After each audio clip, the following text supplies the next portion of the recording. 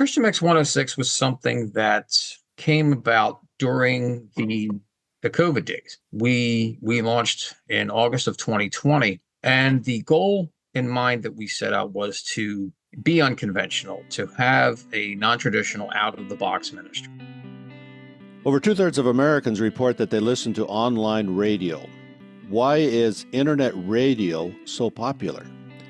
Christian Mix 106 is one of the internet radio ministries that seeks to bring you something different in a way of Christian radio. My guest is Brian Tucker, director of Christian Mix 106 Ministries, revolutionary radio for the remnant. He's joining us to help us understand internet radio, and how he got into this is rather interesting. Welcome to the Unconventional Ministry Podcast. I'm Dennis Weens, your host, the Senior Impact Catalyst at Sat7 USA. I invite you to visit the Sat7 USA website, sat7usa.org, to learn ways you can be involved in the vision to see a growing church across the Middle East and North Africa. So, Brian, welcome to the Unconventional Ministry Podcast. I'm interested in this innovative and unconventional model of internet radio that you have, so welcome. Welcome. Thanks for having me, Dennis. It's great to have you, and let's start with what was the motivation for creating 106 Ministries? Christian Mix 106 was something that came about during the COVID days. We launched in August of 2020, and the goal in mind that we set out was to be unconventional, to have a non-traditional, out-of-the-box ministry. And when we do that, created that through the variation of the music that we play. We have thousands of Christian songs from the 90s up to now, all different genres. We have a lot of very creative, very talented folks on our team from all over the country. Some have their own ministries as well, and they do some podcasts and devotionals for us as well. And not only do we have folks from the United States who do messages for us, we have folks from Australia and England as well who are also part of this team.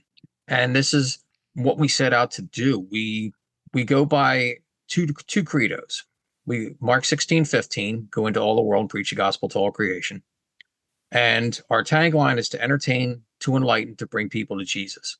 To entertain through the music that we play, to enlighten through the words and the devotionals that are brought, in the hopes that using those two instances, the third one will happen and someone will come to Jesus as a result of what we're doing. Very interesting. And you actually come from the finance world. You've come over into the Christian nonprofit ministry world. How was that adjustment? That was a huge adjustment. I won't kid you.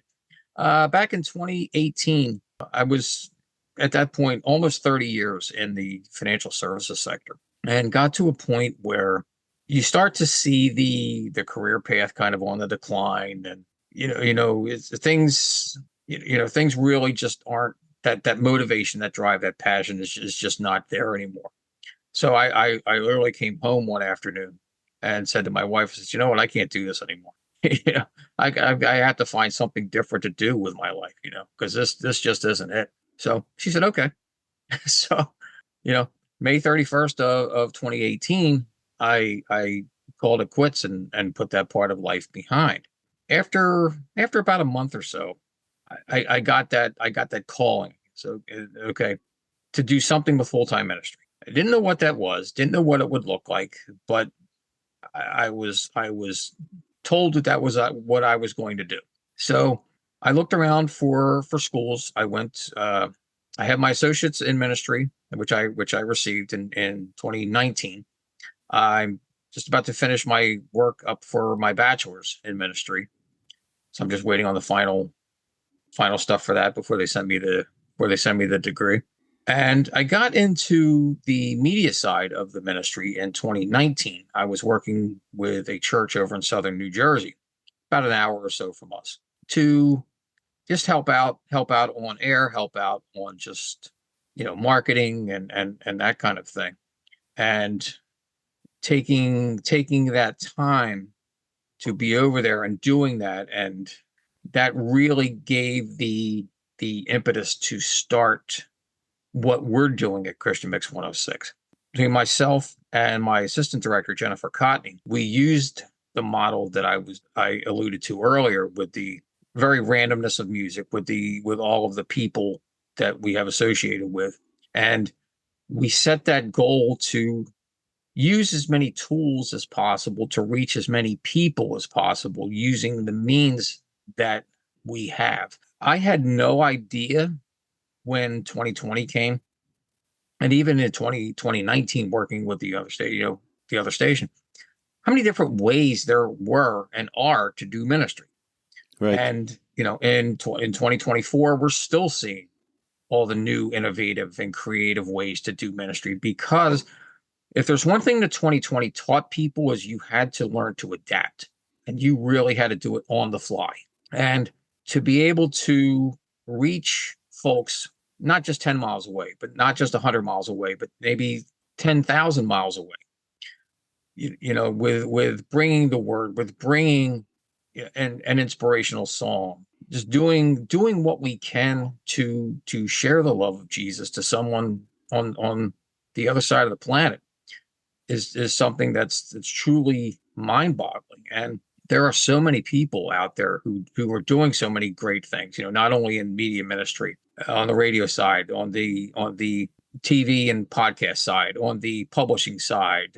There's a lot of great things out there, and we're so happy to be part of one of them, because collectively we all have the same goal in mind, and that's to reach people. Right. And you think of traditional radio, you think of geographical boundaries, but once it's on the internet, it removes the geography and it becomes global. As you've already alluded to, you have program coming from around the world, Mm-hmm. and you're able to share that. So very, very interesting.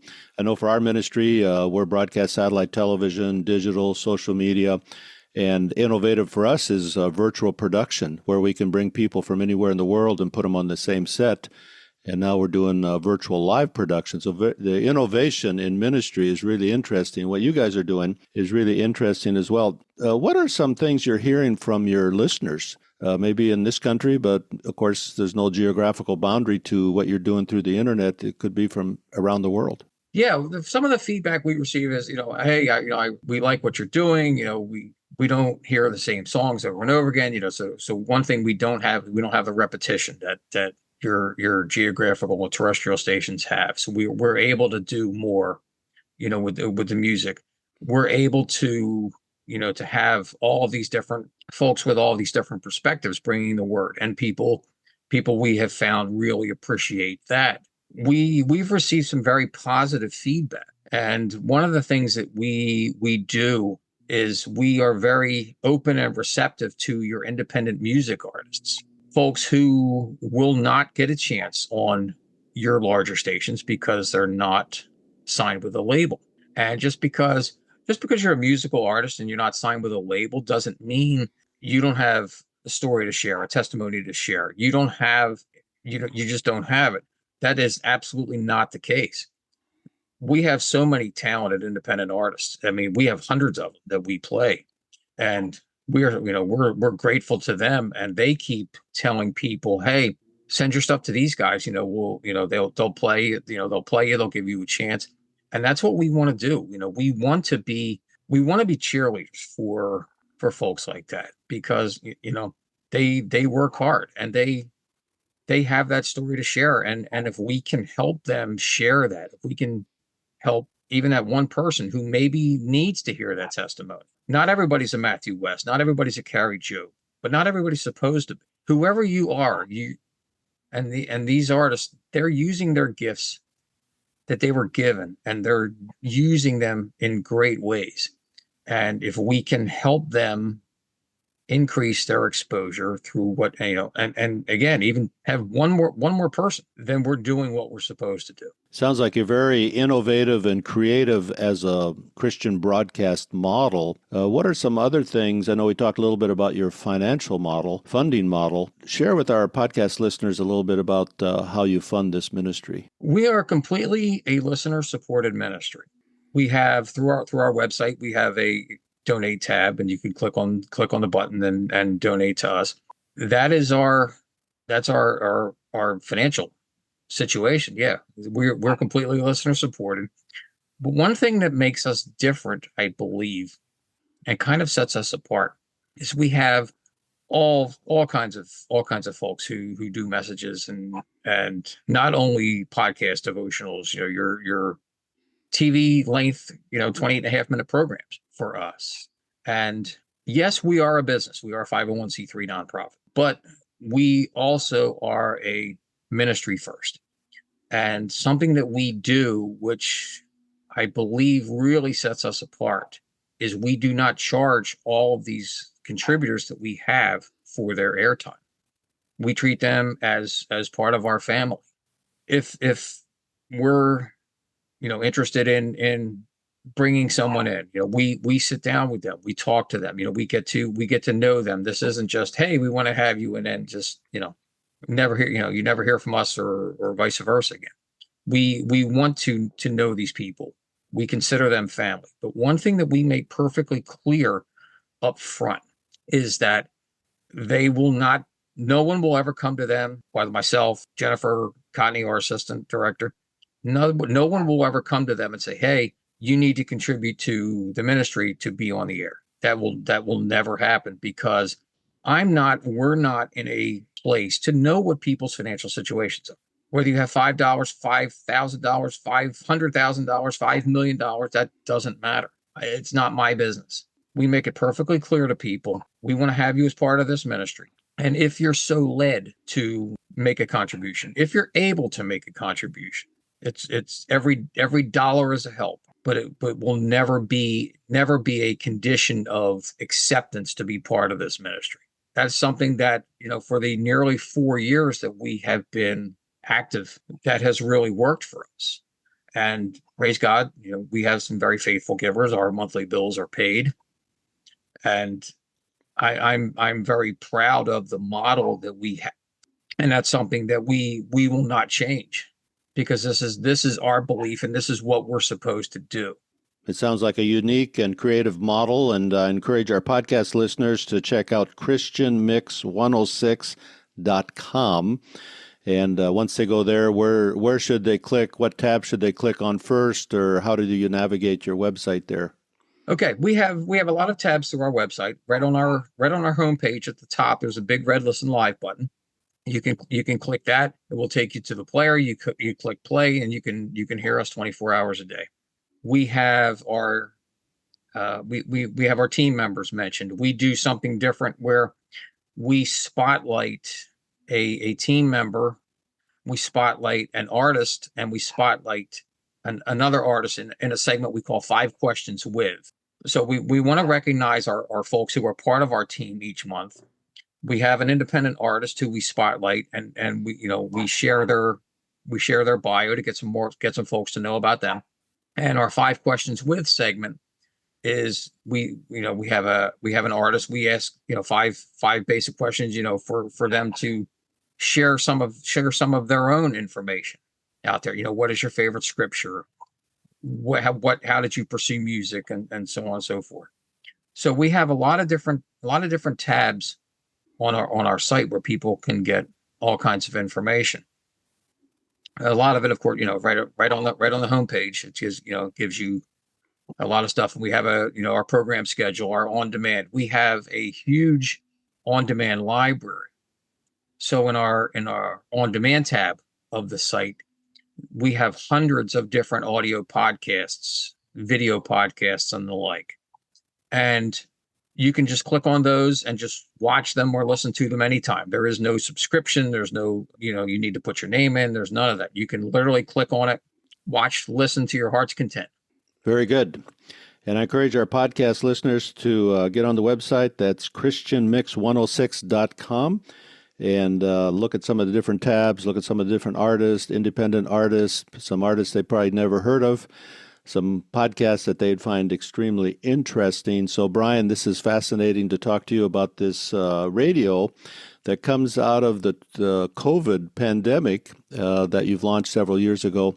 So really, really an unconventional, creative, innovative model for Christian radio through the internet. So, Brian, thank you for joining the Unconventional Ministry podcast. Well, thanks for having me, Dennis. In our changing world, there are more ways than ever to do ministry. Sat7 as a broadcast media ministry is changing how ministry is done.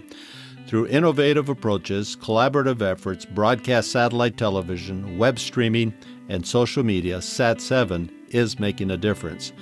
Visit Sat7 online today at sat7usa.org to learn ways you can be a part of this kingdom work. If you've enjoyed this conversation, please share it with your friends.